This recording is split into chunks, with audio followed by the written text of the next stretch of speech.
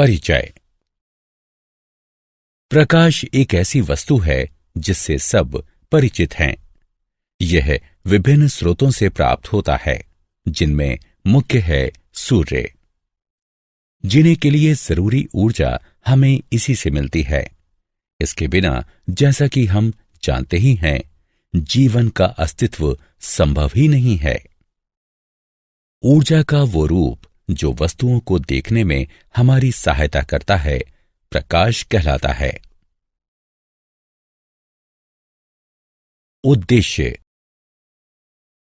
इस पाठ के अंत में आप निम्न करने में सक्षम हो जाएंगे: प्रकाश को परिभाषित करना, प्रकाश की प्रकृति को समझना, साधारण दर्पण द्वारा प्रकाश के परावर्तन को समझना, परावर्तन के नियम, वास्तविक और आभासी प्रतिबिंब में अंतर करना।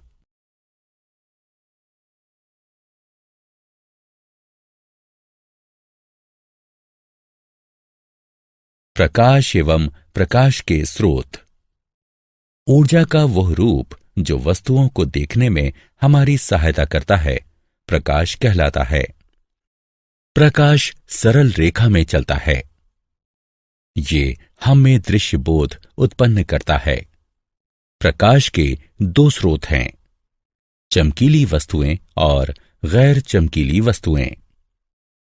चमकीली वस्तुएं वे वस्तुएं जो अपना स्वयं का प्रकाश छोड़ती हैं, चमकीली वस्तुएं कहलाती हैं, जैसे सूर्य, लैंप, मोमबत्ती इत्यादि।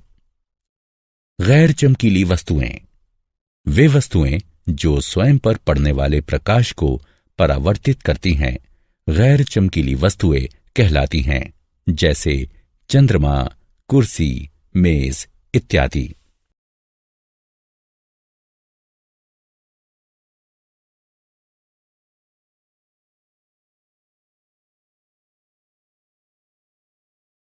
प्रकाश की प्रकृति।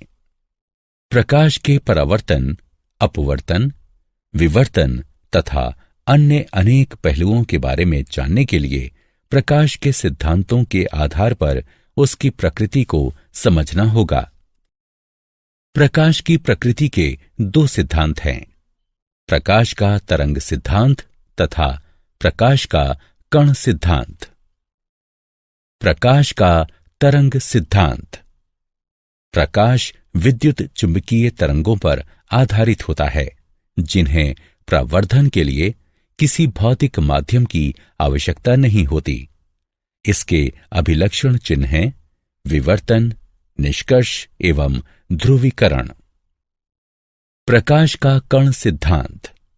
प्रकाश ऐसे कणों से निर्मित होता है जो अत्यंत तीव्र गति से एक सरल रेखा में चलते हैं। इसके अभिलक्षण चिन्ह हैं परावर्तन और अपवर्तन। प्रकाश तरंग और कण दोनों के गुण प्रदर्शित करता है। प्रकाश का स्वभाव दोहरा होता है।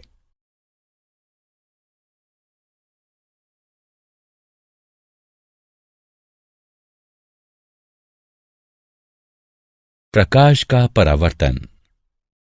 किसी वस्तु की सतह पर पड़ने वाली प्रकाश किरणों का वापस भेजा जाना प्रकाश का परावर्तन कहलाता है। चमकदार सतह वाली वस्तुएं खुरदुरी और धुंधली सतह वाली वस्तुओं की अपेक्षा अधिक प्रकाश परावर्तित करती हैं। चांदी प्रकाश की सर्वोत्तम परावर्तक है। सपाट सतह से परावर्तन। सपाट दर्पण कांच का एक पतला, समतल और चिकना फलक होता है, जिसके एक ओर रजत धातु की चमकीली परत चढ़ी होती है। इस रजत परत को लाल पेंट के द्वारा संरक्षित किया जाता है। आकृति को समझने के लिए आवश्यक पदों के अर्थ निम्नलिखित हैं: आपतित किरण। प्रकाश की वो किरण जो दर्पण की सतह पर पड़ती है, आपतित किरण कहलाती है। आपतन बिंदु। दर्पण पर आपतित किरण जिस बिंदु पर पड़ती है, उस बिंदु को आपतन बिंदु कहते हैं। परावर्तित किरण।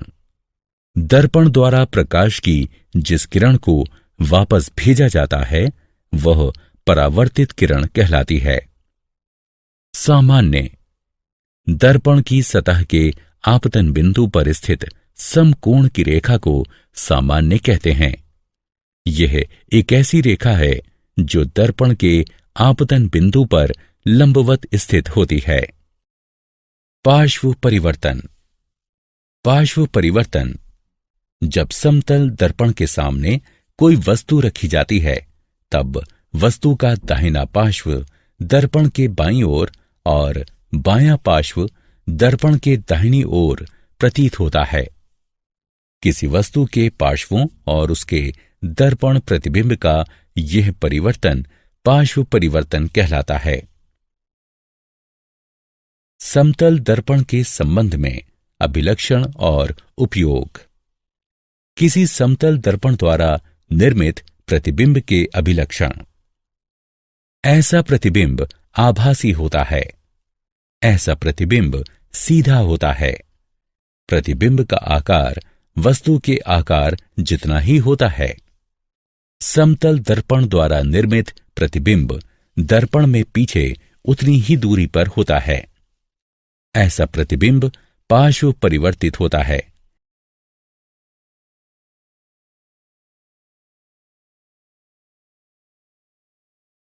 समतल दर्पण के उपयोग। इनका उपयोग स्वयं को देखने के लिए किया जाता है।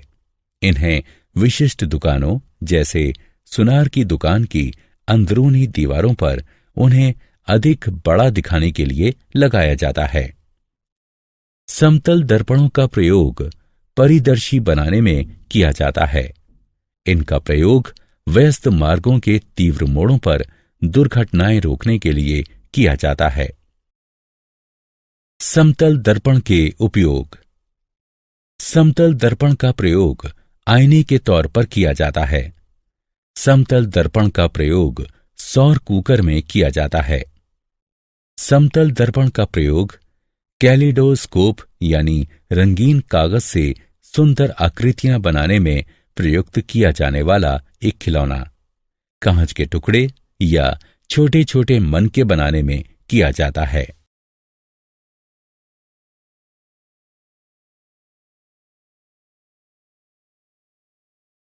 परावर्तन के नियम। परावर्तन का प्रथम नियम।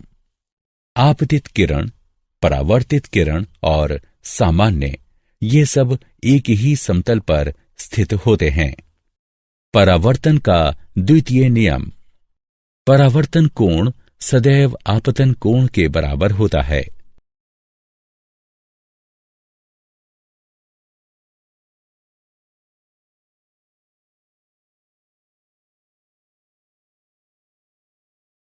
बिंब और प्रतिबिंब में अंतर। बिंब कोई भी वस्तु जो प्रकाश किरणें उत्सर्जित करती है बिंब कहलाती है। प्रतिबिंब प्रतिबिंब एक प्रकाशिक प्रकटन है जो किसी बिंब से उत्सर्जित हो रही प्रकाश किरणों के किसी दर्पण द्वारा परावर्तित होने से उत्पन्न होता है।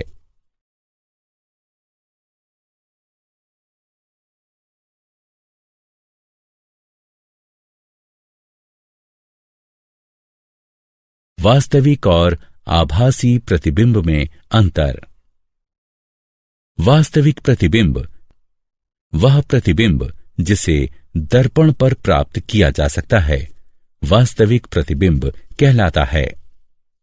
उदाहरण, सिनेमा के पर्दे पर बनने वाला प्रतिबिंब, यह किसी अवतल दर्पण द्वारा बनता है। आभासी प्रतिबिंब वे प्रतिबिंब जिन्हें पर्दे पर प्राप्त नहीं किया जा सकता आभासी प्रतिबिंब कहलाते हैं। उदाहरण, किसी समतल दर्पण में हमारे चेहरे का प्रतिबिंब, यह किसी अवतल दर्पण द्वारा बनता है।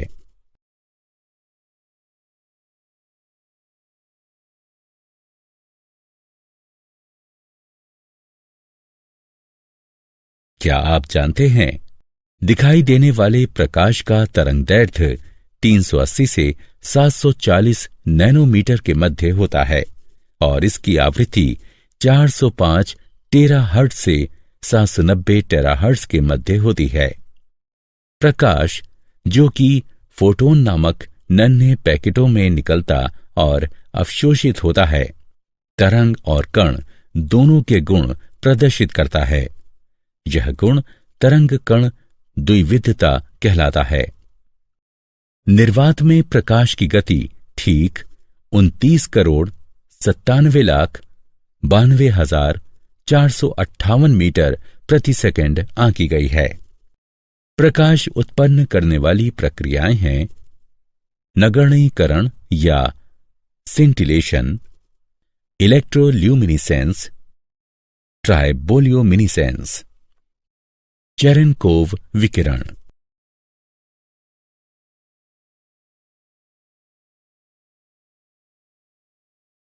सारांश। आइए हमने जो कुछ सीखा है उसे संक्षेप में दोहराएं।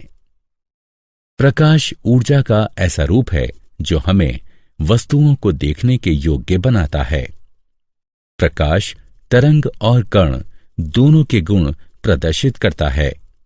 इस प्रकार प्रकाश की प्रकृति दोहरी होती है। किसी वस्तु द्वारा उस पर पड़ने वाली प्रकाश किरणों का वापस भेजा जाना परावर्तन कहलाता है। एक माध्यम से दूसरे माध्यम में जाते समय प्रकाश की दिशा परिवर्तित हो जाने को अपवर्तन कहते हैं। आपतित किरण द्वारा सामान्य के साथ बनाए गए कोण को आपतित कोण कहते हैं।